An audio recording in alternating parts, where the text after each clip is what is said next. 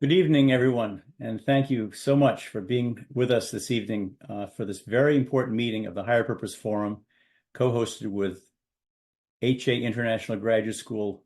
This is an important gathering because we'll be digging into one of the earliest, I believe, the earliest known text written by the founder of Unificationism, Reverend Moon. And it's very special for us to have the honor of this session.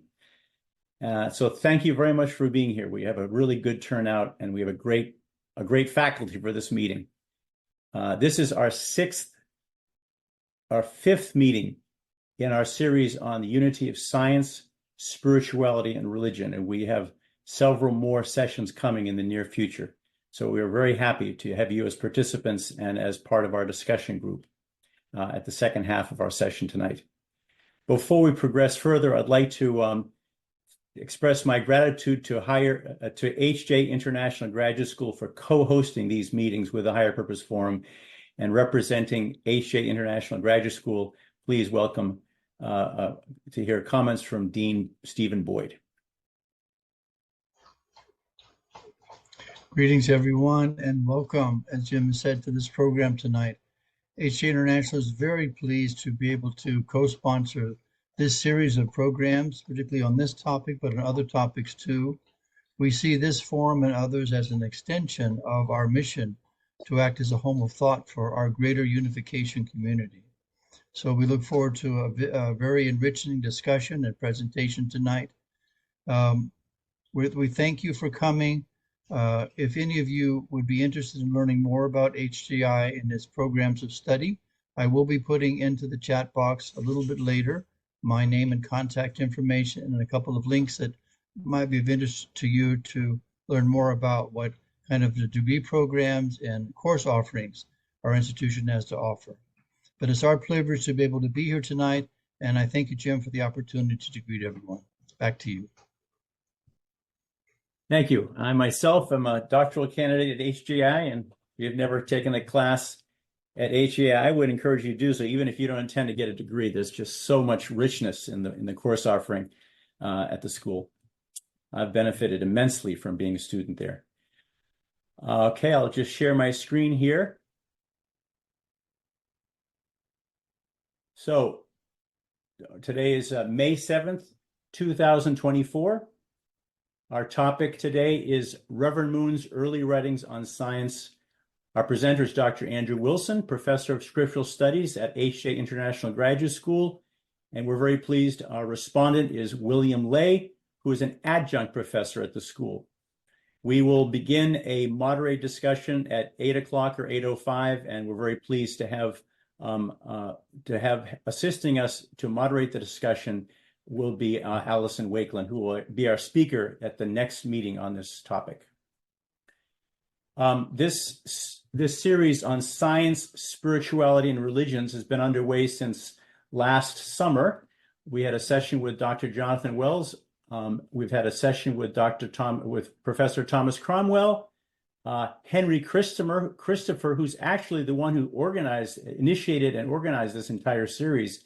We're very appreciative of his leadership and his contribution to the session we had on March 13th. Our last session was Dr. Wilson with Allison Wakeland as our respondent on the issue of evolutionary creationism. And then the next meeting after this one will be Allison, who will give her talk on science within the consciousness of God. And this is one of 4 topic areas being developed by Higher Purpose Forum. Our primary topic since beginning in 2019 has been race and providence in America. And then we've been developing 4 areas of counter-proposal, the first being building a racially integrated culture, the second being justice and economic democracy, and the third being this topic, the unity of science, spirituality, and religion. That's the topic of today's meeting. And you can see we have meetings scheduled in these areas coming up on June 6th. May 21st is Allison Wakeland on science and spirituality. June 6th, we have our next session on justice and economic democracy. That'll be a presentation by Michael Graney, who is an absolute expert on the Catholic view of social justice, and our respondent will be Dr. Walsh, who's the president of HJ International Graduate School. And then on June 18th, we go back to our topic area of Race and Providence America. We'll be hearing part 2 of Christine Edwards and Jeffrey Kingsley speaking on building a racially integrated society. So I just would like, before we begin, I'd just like to remind everyone that today's participants represent a range of faiths and perspectives. So let's make sure that everyone feels welcome and included, and we'll use universalized jargon. Our discussion period is a very important part of this program, and we encourage you to be a participant in the discussion period. You can use the Zoom function to raise your hand so the moderator can call on you, or if you'd rather not speak, raise your hand. You can also place your comment or question in the chat, where it will be handled by Allison Wakeland, our chat moderator. The meeting will be recorded, just to let you know in advance, and we will end no later than 8:30 unless there is a decision to allow the discussion to go past that. But the official ending time will definitely be no later than 8:30. So before we begin, I want to just quickly introduce our speakers for today. Dr. Andrew Wilson. Dr. Wilson's scholarly books and papers cover diverse topics ranging from religion and peace to character education to the theory of the spirit world. His efforts on behalf of interreligious harmony led Reverend Moon to commission him to write World Scripture, a comparative anthology of sacred texts, which has become a standard work of interfaith scholarship and a resource for interfaith worship. He also wrote a second volume of World Scriptures that includes a broad selection of Reverend Sun Myung Moon's words, adopted as one of the 8 official textbooks of Unificationism. Dr. Wilson joined the faculty of HJI in 1985. He is professor of scriptural studies, and I've actually studied with him.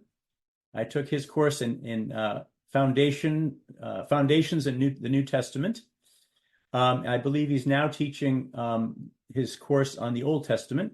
He's also the director of scriptural research at HJI. He earned his bachelor's degree from Harvard University, majoring in biochemistry, so he does have a science background appropriate to tonight's topic. He has a master's degree in theology from Harvard Divinity School and a PhD from Harvard University. We are very appreciative of Dr. Wilson's involvement with Higher Purpose Forum. He's been a major contributor to this project. This is the 3rd meeting in which he has been the presenter. Our respondent is William Lay. Bill is formerly the director of the School of Public and International Affairs at the University of Bridgeport in Connecticut. In addition to continuing his law practice, Bill is also on the adjunct faculty of HJ International Graduate School.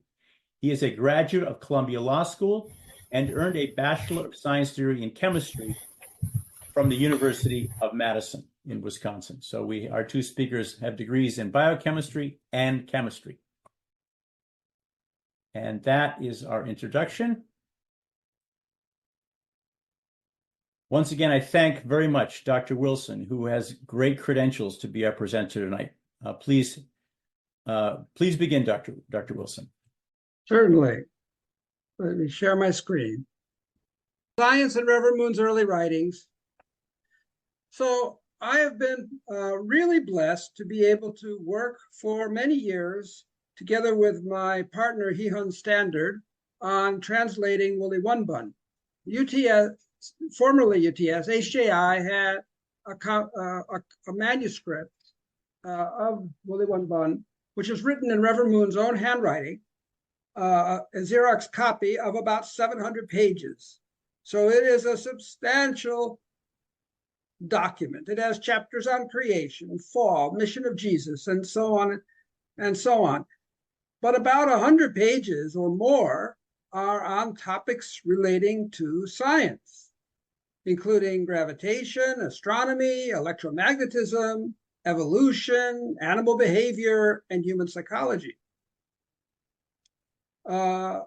Everything in Reverend Moon's thought about science is based upon the principle, and specifically the principle, what he called in that manuscript, the principle of object partners, which is that entities engage in give and receive action or give and take action as object partners.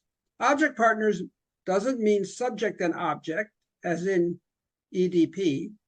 So object partners has to do with the closeness of the beings that are in relationship.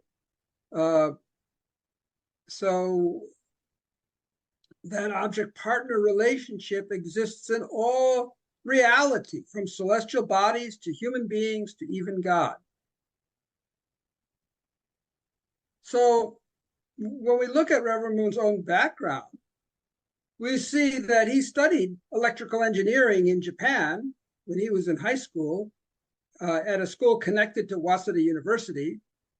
And then after he was in doing his ministry in North Korea, he encountered Marxism-Leninism, and he even spent almost 3 years in a labor camp where they had continual brainwashing lectures on Marxist-Leninist theory that he had to endure. And one of the things that Marxism-Leninism claims is to be scientific, but communism's claim to be modern scientific truth advantaged it over religions, which are based on texts from ancient times like the Bible. And this was one of communism's appeal. So Reverend Moon saw the need for a scientific principle centering on God that would overcome Marxism-Leninist theory by rooting religion in science. So from the very beginning of his career in his ministry, Reverend Moon is interested in bringing together science and religion. So among the many topics in the 100 pages or so of this manuscript, I'm going to do 4 of them. Gravitation and planetary motion, electrical induction and the activity of God in creation, diversity in nature as seen in the colors of light, and the principle in psychology. Let's begin. Each one of these is complicated. If you have any questions, write them down in the chat, and hopefully we'll get to them in the discussion period. So gravitation and planetary motion.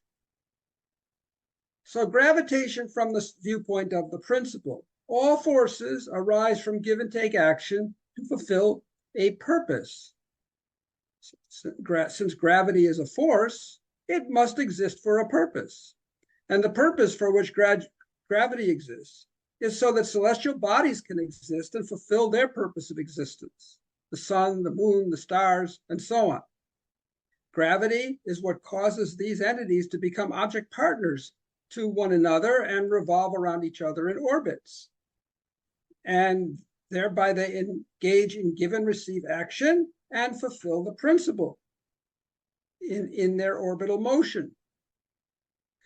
So the viewpoint of the principle is not looking at gravity as a force in isolation, but is looking at gravity from the point of view of purpose, that gravity exists in order to form the celestial world. So in our solar system, we have object partners in motion. The Earth's object partner is the sun. The sun's partners are all the planets, the asteroids, and the comets. And all these object partners are moving in balance continually for millions of years. And since they are in balance, they can continue their motion without failing. And the universe is full of celestial bodies in object-partner relationships, all of them connected by the force of gravity. So the problem is, how can there be balance if gravity is only an attracting force? In science, we commonly look upon the force of gravity as a force of attraction, or a force of repelling, or receiving, attraction, pulling. But if gravity were only a force of attraction, all the planets would collapse into the sun. So there has to be a repelling force equal to this attracting force, so that repulsion and attraction, or giving and receiving, can be in balance. As a matter of fact, there is such a repelling force. It's called centrifugal force. And centrifugal force is actually generated by gravity. because as an object is moving in a straight line in a certain velocity, and it encounters an object like the sun, it starts to move in a circle. And when it does, there is a centrifugal force that is generated.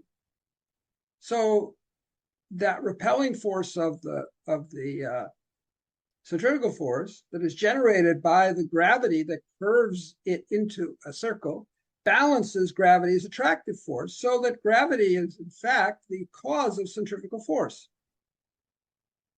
So we can say that gravitation, taken as a whole, operates with both giving and receiving forces in order to bring about a balanced orbit of objects in like the Earth and the Sun that are in an object-partner relationship.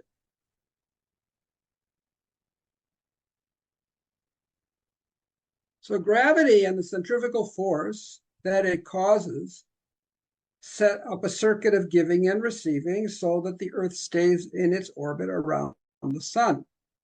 These forces of giving and receiving together are what Wolli Wonbon calls universal prime force. Now, this is different than universal prime force in the Black Book, which seems to be a force from God. This is the force of giving and receiving that creates balance and harmony in all things. And all celestial bodies exist by the operation of universal prime force. So Newton's law of gravity only looks at half of the system, namely the receiving or attracting force. But gravity, according to the principle, should be seen within a system of giving and receiving. So from the standpoint of purpose, gravitation contains both gravity and centrifugal force, which act together to constitute the solar system. Science, however, traditionally based on Newton, analyzes forces separately with formulas like F equals ma, but it should begin by looking at the whole system in balance. That's Reverend Moon's point here. So if instead of looking at reality in terms of forces interacting with each other, we look at reality in terms of a balance of giving and receiving, this can be the basis for a new world civilization, because it is giving and receiving that is the principle by which individuals, families, and societies can establish a peaceful, unified world. If that in a world of giving and receiving centered on God, people will share material goods, not accumulate just receiving like the force of gravity does, but giving and receiving. So it's also opposite the world of Marxist forces, theory, which sees forces as in opposition, fighting and colliding with each other. This is the scientific basis, Reverend Moon believed, for seeing that a world of giving and receiving and harmony is rooted in the very fabric of nature.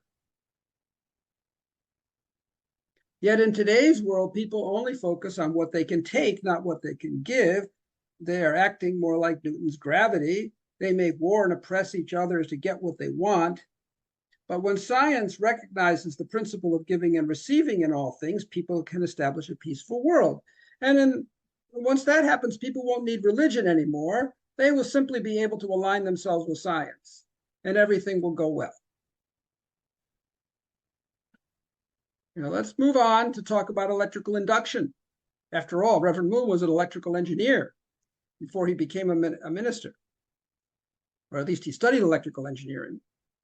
So if we look at the basic principles of a radio, the radio transmitter sends electricity at a particular frequency to the transmitting antenna. And there is give and take action of electricity in the antenna at a certain frequency going up and down the antenna wire. And that causes a wave to be created in the surrounding space. And the wave in the surrounding space then excites the electrons in the receiving antenna of the radio, and thereupon you can have a radio transmission. Radio works by induction. Induction means that the giving and receiving in the primary wire causes a same type of action to take place in the surrounding space.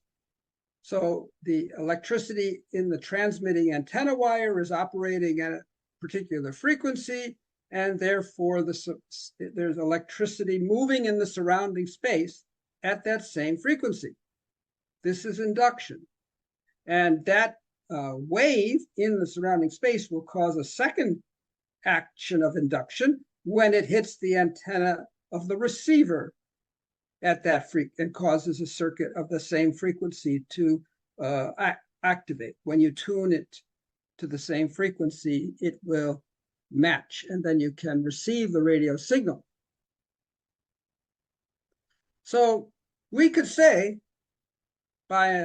metaphorically, that God is the antenna, whose object partners of yin and yang are in eternal give and take action for balance and harmony, and the power of induction coming from God manifests as the phenomena of object partners in the creation that are likewise in balance and harmony. So God is the causal reality of the forces of creation, which take the same form as God, giving and receiving at the same frequency. So this can be understood as the fundamental cause of gravitation, of electricity, of biology, of life, and everything. They all manifest give and take action based on God's action of giving and receiving. So we have this diagram from our old-fashioned divine principle lectures of origin, division, union. We can say that the dual characteristics of plus and minus in God are united in perfect harmony, and then God creates all beings in heaven and earth as pairs of object partners, plus and minus, or male and female. That's the division stage. And by induction from God, who is a perfectly harmonized being of plus and minus, the beings in the creation also join in union as plus and minus, engaging in give and take action of prime force, just as God's matching or beating in time with God's duality of plus and minus. So God is constantly creating. God is not just the creator who set the universe into motion and leaves it to scientific laws. God's creative activity is manifest in all beings of creation at all times. That's why all beings at every level manifest beauty and fill us with wonder, the many wonders of creation, because they all have the form of God. They all operate by giving and receiving between plus and minus elements.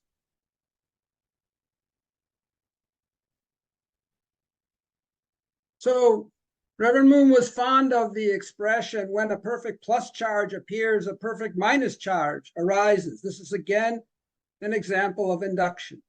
So if you go into the physics lab and they have this experiment with electricity where you charge a glass rod with a plus charge, and then there will be a minus charge on the sphere, and if the charge is big enough, there'll be a nice spark. And this is the plus charge of the glass rod is causing the minus charge to gather by induction on the sphere, and they are object partners to each other. And when that spark zaps, they unite to fulfill the principle.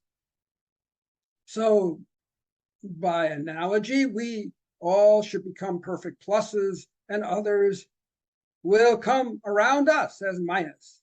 And we can become a perfect plus by relating to God as who is the plus, as God's object partners or minus. This is again, how God can create by the principle.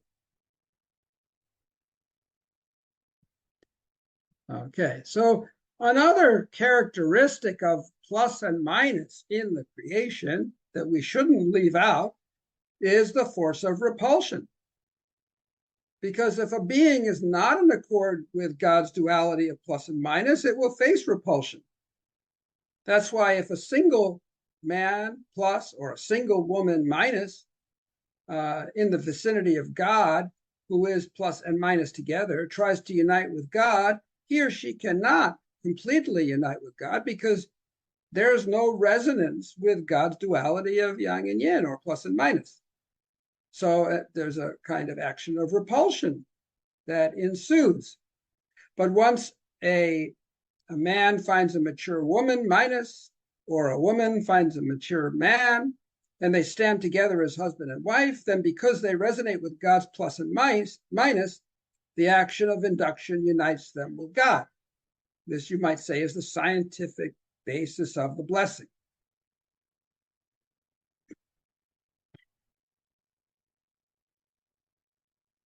So the action of repulsion actually supports the action of prime force to unite beings, because two beings who are plus and plus will repel each other, so they'll separate.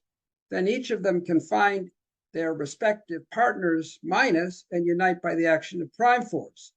So you need both the action of repulsion and the action of uniting by prime force together to establish the order of creation. Just like in the earlier discussion of planetary motion, you need both the attractive force of gravity and the repelling force of centrifugal force in order to establish the order of the planets around the sun. Sometimes charges that are plus and plus or minus and minus can stay together, e.g., when electrons are flowing in a wire, they're all of the same charge. And this occurs because they have not yet united with their object partner of the opposite charge. We see this in human society in groups of teenage boys or groups of teenage girls who flock together of the same gender. However, once a plus secures the position of object partner with its minus, then it will repel another plus. Father is amazing. He puts all of this scientific understanding into this chapter. That sounds about right. If a couple who are plus and minus is not perfectly united, then a second plus can circle around them and try to invade their union in order to take the minus for itself. But if the couple is united as plus and minus, it will repel the second plus. Then the second plus will have to leave that couple alone and find its own minus. The second plus and its minus will form a second couple. That is how the order of creation was supposed to unfold, from God, who is plus minus, to Adam and Eve, who are plus minus, and so on. Even Lucifer, that lone plus that was circling around Adam and Eve, would find his correct position and find his own minus.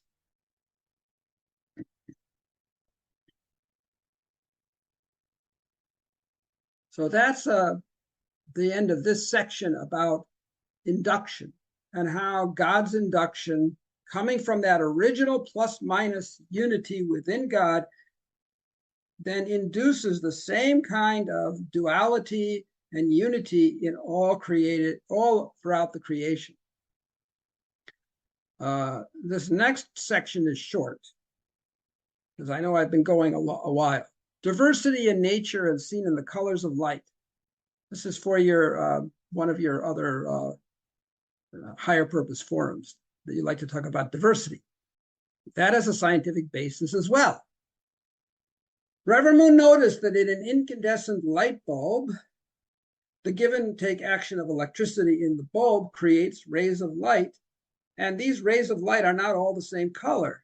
If you look at a clear glass bulb, and it works even better if you put light through a prism, you get refraction, and you can see the different colors within that white light of the light bulb.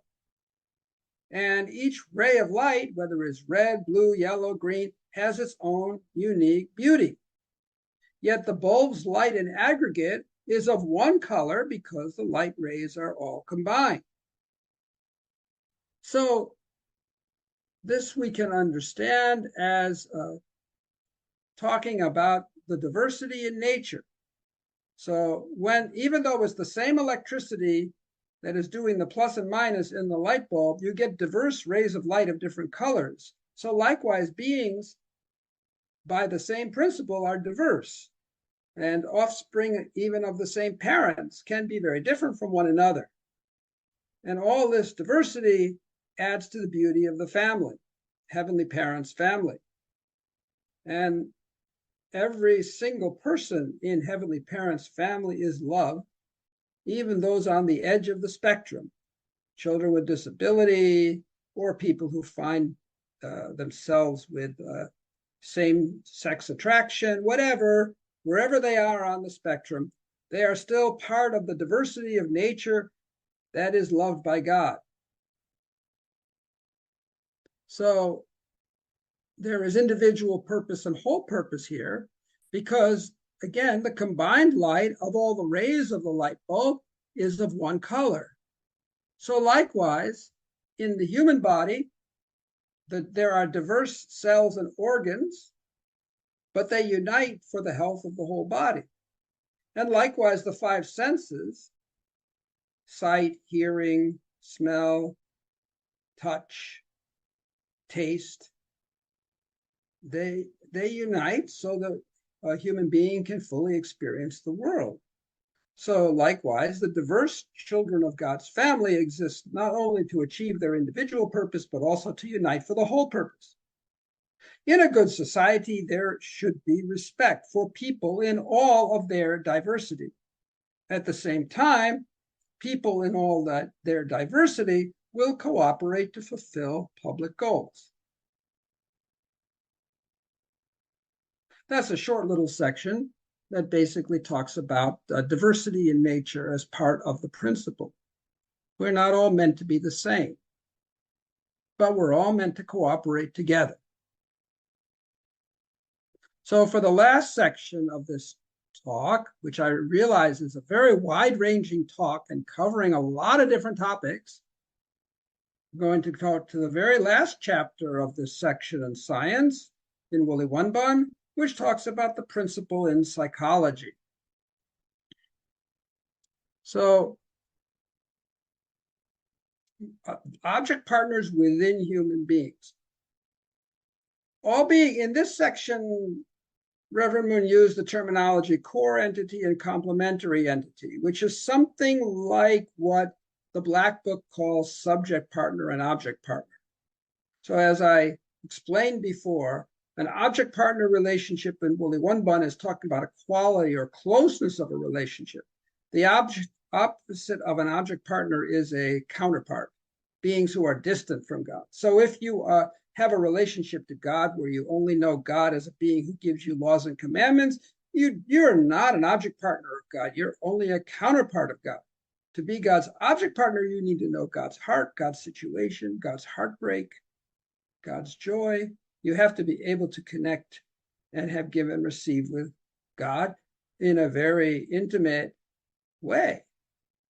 Most religions don't get past knowing God as a counterpart. If you only know God in faith, that God is going to give you blessings, you're not an object partner of God. You're a counterpart. So object partner and counterpart in Wolli Wonbon describe a different quality of relationship.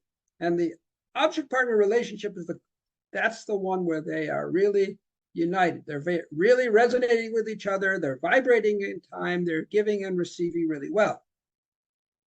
But among object partners, sometimes one is a core entity and the other is a complementary entity. I don't want to use subject and object here because it's too confusing. So Wolli Wonbon used different language. So for instance, between mind and body, the mind is the core entity and the body is the complementary entity. for example. So core entity and a complementary entity should be object partners with each other. Then they can have good give and take action for the health and well-being of living things. So we can talk about arteries and veins as core entity and complementary entity for transporting nutrients through the body, or xylem and phloem as core entity and complementary entity transporting nutrients through a plant. So in the case of human beings, the feeling of hunger arises when we don't have enough to eat. And that feeling arises because there's a gap between our mind and body, between our core entity, the mind, and our complementary entity, the body, and they cannot become good object partners. The mind, the core entity, needs to satisfy the desire of the body, the complementary entity, because without the body, the mind cannot exist. So the subject partner here, in using EDP terminology, the subject partner needs to live for the object partner. The mind needs to live for the body, because without the body, there can be no mind. So our nerves cause us to feel hunger so that we'll snap to it and really start looking for food so that we can sustain our life. Also, these circuits between mind and body, between core entity and complementary entity, are unique and different for different people. And that's why people have different preferences for food. Some people like shellfish. Other people prefer steak. Other people prefer vegetables. The mind and body are engaging in action on different circuits. So we can jump from that to talking about perception. So perception means experiencing something in the outer world that connects with our mind or with the emotions in our hearts. And this has been a long-standing question in psychology. How come we see the outer world in such a way that the outer world moves us in our minds and hearts? They must be in a relationship of object partners, which means they must have some correspondence in terms of form between the form in the mind and the form in the outer world. There must be elements within the mind, the core entity, that correspond to features of things in the outer world, the complementary entity, so that they can stand as object partners to each other. This gets into topic of rationalism in philosophy. I'm not going to go any further there, except to say that there has to be such a correspondence. And unification thought talks about forms of thinking and so on in its epistemology chapter, and it tries to go into all this in great detail. So when we look at object-partner relationship, and this is one thing that I think is very special that I really like about Wolli Wonbon, it's not just two levels of Sung-Sang and Hyung-Sang, or mind and body. There are many levels. It's like a path of object partners that starts at the lowest level with things in the world, which is then an object partner to the nerves in the brain, which analyze the objects in the world. And then the nerves and the brain is the object partner to the mind, where cognitions of the physical self are established. And then the mind is the object partner to the conscience, where moral judgments and cognitions about whole purpose arise. And then the conscience is the object partner to the spirit mind or divine mind, where we gain inner knowledge and knowledge of truth. And finally, our spirit mind is an object partner to God's spirit, whereby we can receive revelations, we can gain psychic knowledge about what other people are thinking, and we can even come to know God's reality. So from core entity, from complementary entity to core entity, from complementary entity to core entity, and so on, or in EDP terms, from subject to object, from subject to object, from subject to object to subject, from object to subject, going up. We have this ladder, a kind of path of object partners by which we can go from things in the world all the way to knowledge of God. So mind-body unity is not simply exposition of divine principles, concept of two levels of mind and body. Rather, there's a ladder of levels from things in the outer world to the most internal realm with God. And if we are to really have mind-body unity, all of these levels have to be aligned. Especially, we need to be aligned with God's Spirit. From God's Spirit to our own spirit, to our conscience, to our mind, to the nerves in the brain, to things in the world, everything should be aligned. That's when we have really mind-body unity.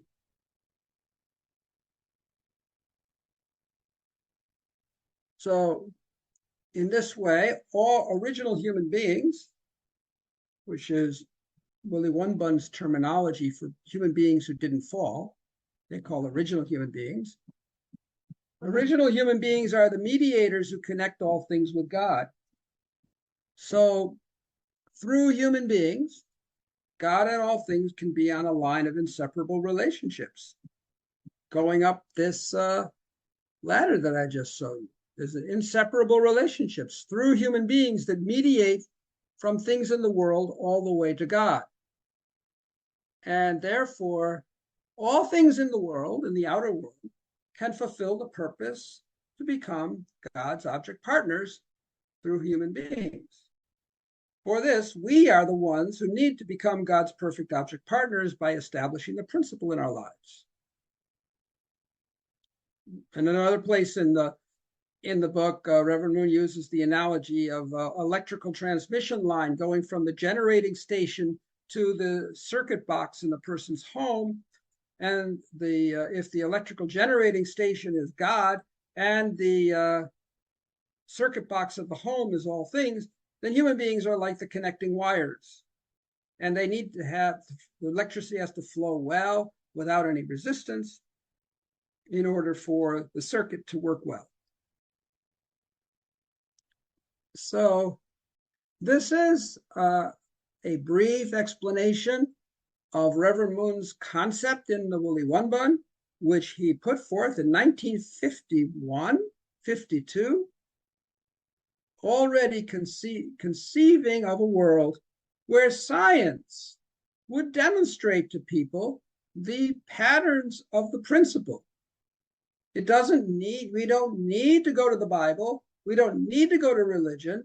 We can go directly to science, and we can understand through science the way the principle operates in the natural world, and likewise the way we should be as God's object partners, giving and receiving with one another, giving and receiving with God. And this is the way to build a peaceful, harmonious world based on science. And that brings us to the end of my presentation. I hope you enjoyed it.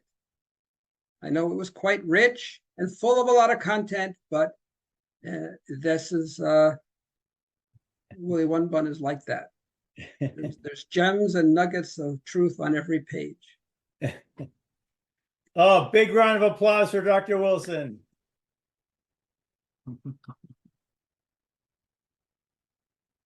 Well, Dr. Wilson, do you think that we're the first group to listen and be taught from the contents of the Wolli Wonbon there's ever been?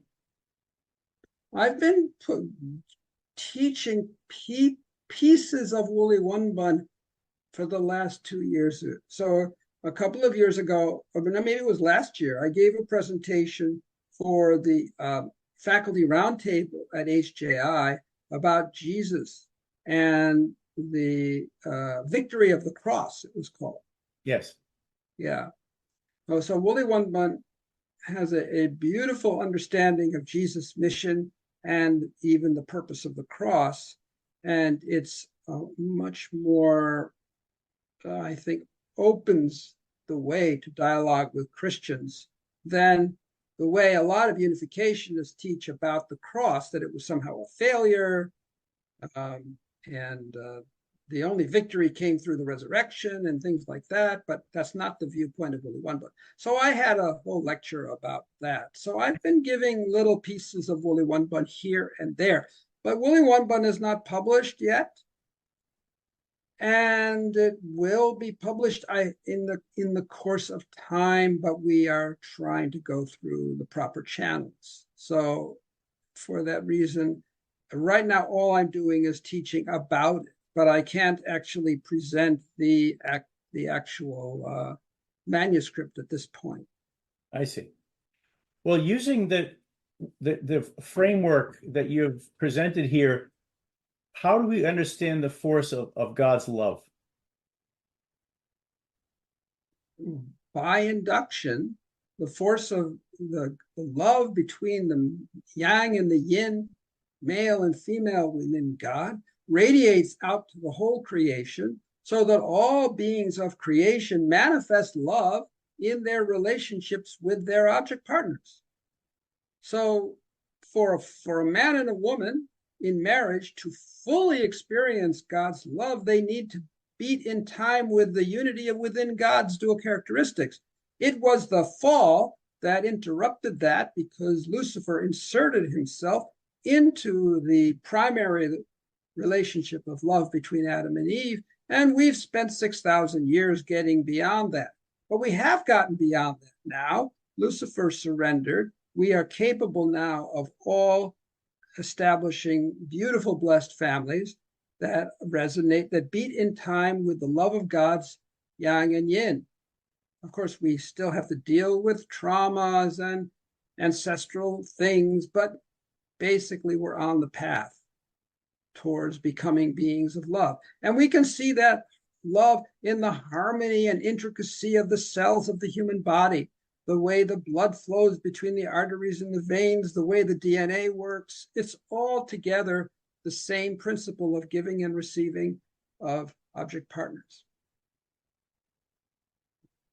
Well, my understanding of the principle, just one last question before we go on to our respondent, is that God put in place the laws of nature that operate autonomously without his need for, let's say, intervention. Now you're saying that's not true. You're telling us now that God is constantly creating.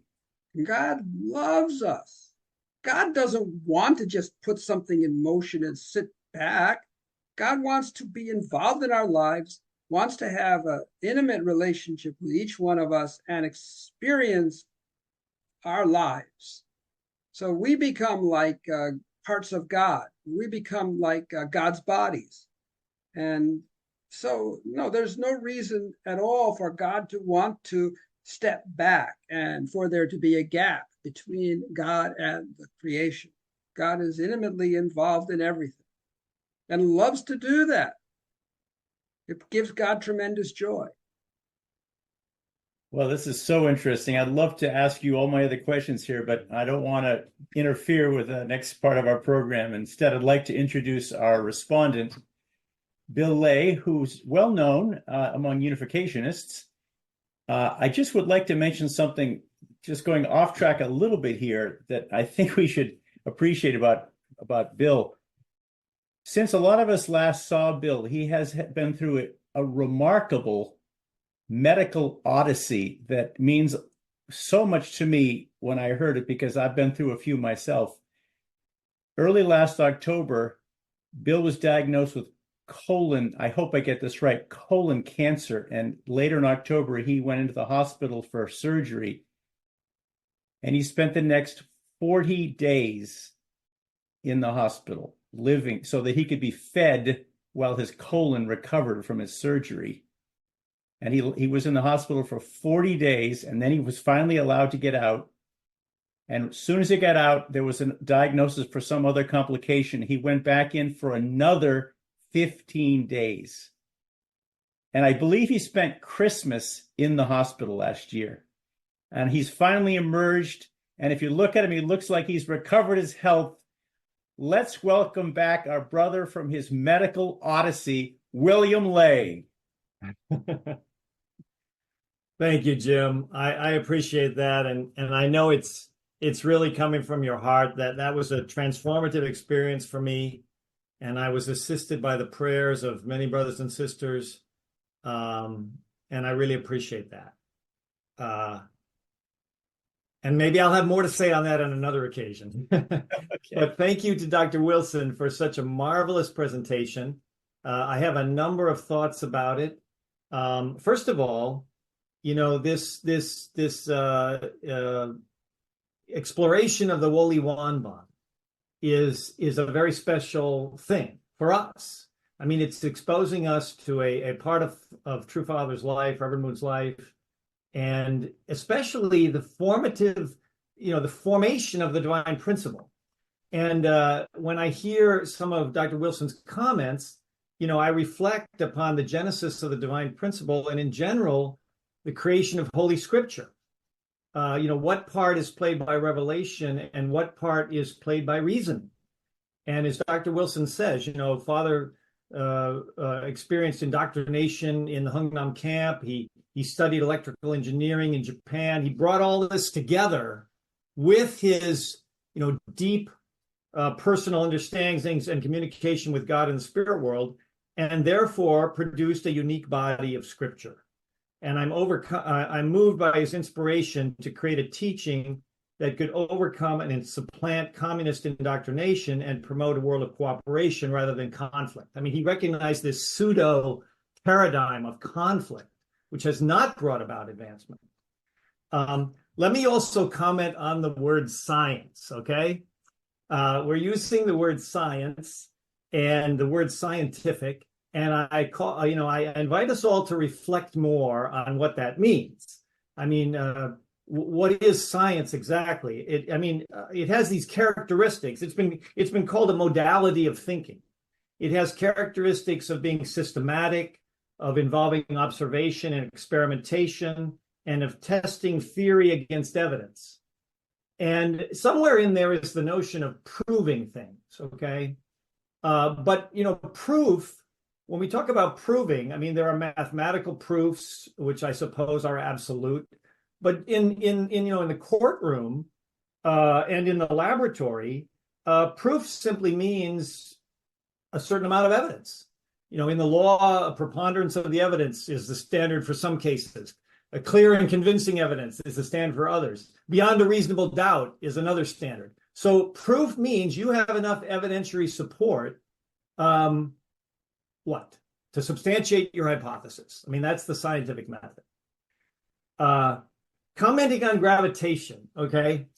Of course, in physics, we were taught there is no centrifugal force. It is a pseudo force, a fictitious force. That in fact there is a single force of an orbiting object which is pulling it towards the center of the orbit. Now, I as Andrew said, Father's larger point is to look at the whole system in balance. Okay, look at the whole system in balance. I mean, the Newtonian breakdown, or I don't even have to invoke Newton, but I mean, the way a physicist looks at orbit is there's a momentum of the object in motion, and how marvelous it is that these planets and the moon and so forth were put into this motion, and then through this force of gravitation, they're continually accelerating into a more or less circular orbit. So I think that the real point here is look at the whole system in balance. And I'm reminded of that phrase Gestalt from the past, a theory of perception that emphasizes the processing of entire patterns and configurations, not merely components. And certainly the sun is not trying to dominate or destroy the planets. I mean, there is giving, receiving. The sun's gravitational field balances the solar system to the benefit of all and provides immensely beneficial radiation to the Earth and to the other planets. And I mean, the sun is a great giving heavenly body, not something that's trying to take everything. Certainly a wonderful observation. A couple more thoughts. this marvelous metaphor of induction. Yes, it is. It's there. It's a physical reality that shows us how a source can operate through an invisible means and through no medium at all, through the medium of space, inducing electromagnetic, a transmitter can induce electromagnetic waves, and in turn, those waves will induce the signal in the receiver. And it's brilliant to analogize that to the way that God works, to the way that God acts upon the entities of creation. God creates by induction, as Dr. Wilson said, analogous to a field of energy that interacts with things to cause their further interaction and development. I also really am gratified and inspired by the symbols of marriage and human family that Reverend Moon finds throughout the creation, from the atomic level, obviously up through the larger levels of life and the creation, and his discussion of how the unity of a couple repels a potential disruptor, and then that disruptor is not harmed. That disruptor can go on and find their own mate and establish their own family, so to speak. A wonderful, wonderful lesson from nature. And finally, this discussion of mind-body unity is definitely very rich, okay? And I'm so gratified to hear it. It goes beyond the notion that mind-body unity means I got to make my body do what my mind says. It goes beyond this idea of simply a disciplined life, and it brings in, levels of creation all the way up to God. And Dr. Wilson called it a ladder, and he mentioned mind-body unity requires alignment on all levels. So this is a wholesome, holistic, fulsome notion of mind-body unity, kind of the way Universal Peace Federation, let's say, uses the word peace. It's not just, let's say, the absence of war. It is, in fact, harmonious relationships involving individuals and nations and so on. So too, mind-body unity is a much bigger thing than just training ourselves so that our body does what we want it to do. So thank you, Dr. Wilson, for that wonderful presentation and digging into Wolli Wonbon and bringing a whole time of history to us that we otherwise, we haven't had access to really up until now. So those are my thoughts. Thank you, William Lay. You seem to be very healthy. Thanks to that induction, that wonderful, marvelous induction of God. Thanks to the forces of induction. I think that word's going to become very busy and under heavy use from now on here, thanks to Dr. Wilson. Well, thank you very much. We've come to the end of our hour and a half, and it's been very rich, and I've learned a lot. I've learned a lot about God and the principle, but I've also learned a lot about the history of ideas. This kind of points a lot to the relationship between the Old Testament, the New Testament, and the completed Testament, and the way forward. So that's been very, very broad in a sense. Thank you very much, Dr. Wilson. Thank you, Bill Lay. Thank you, Allison, so much for being the moderator of our chat. There's a lot of chat content that we haven't got to, but it is going to be recorded and retained. And I see a very interesting comment just sent to us by Piper Drew, but we'll have to leave that and put it save it in our chat memory. Thank you all very much. I hope you can be with us for our next meeting when Allison will be our presenter on March 21st. Round of applause for our presenters and our respondent.